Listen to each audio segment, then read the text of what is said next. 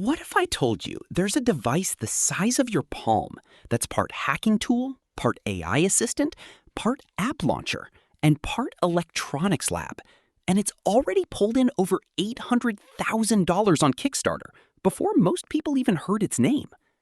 It's called the Kode Dot, and after digging through everything about it, I don't think this is just another Flipper Zero clone. I think it might be doing something genuinely different. Let's get into it. Hey, welcome back to Teckwise. If you're new here, this is where we break down niche hardware that doesn't get the mainstream spotlight. Keyboard phones, minimalist devices, and now pocket-sized maker tools like this one.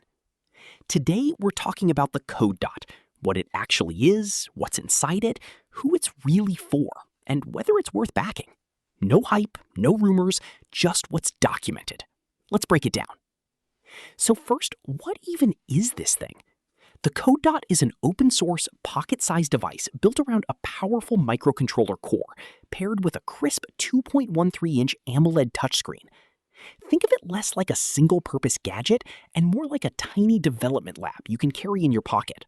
Instead of breadboards, loose wires, and a desk full of modules, Kode Dot crams the sensors, the display, the audio, and the wireless radios into one sealed little unit. It's built for makers, hobbyists, and yes, the hacking and pen testing crowd too. Let's talk specs, because this is where it gets interesting.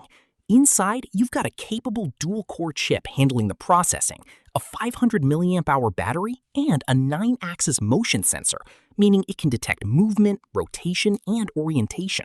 That alone opens the door to things like step counters, gesture controls, or shake-to-trigger apps. It's also got a built-in microphone and speaker, so it's not just a silent circuit board.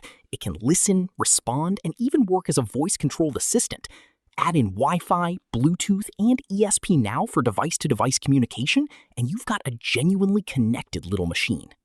For expansion, there are 12 GPIO pins, along with I2C, SPI, and UART support, plus a magnetic connector on the back for snapping on extra modules without needing to solder anything. That's a smart touch for a device this size. Here's my honest take on who should care about this. If you're a casual gadget buyer looking for something plug-and-play out of the box, this probably isn't it.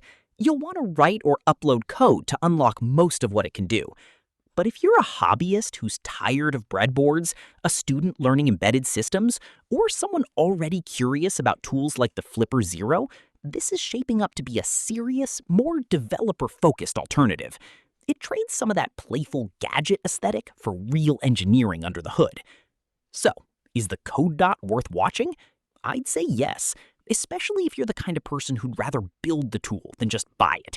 It's not for everyone, and since it's still on Kickstarter, there's always some risk that comes with crowdfunded hardware. But the specs, the open source approach, and the community response so far make this one worth keeping an eye on.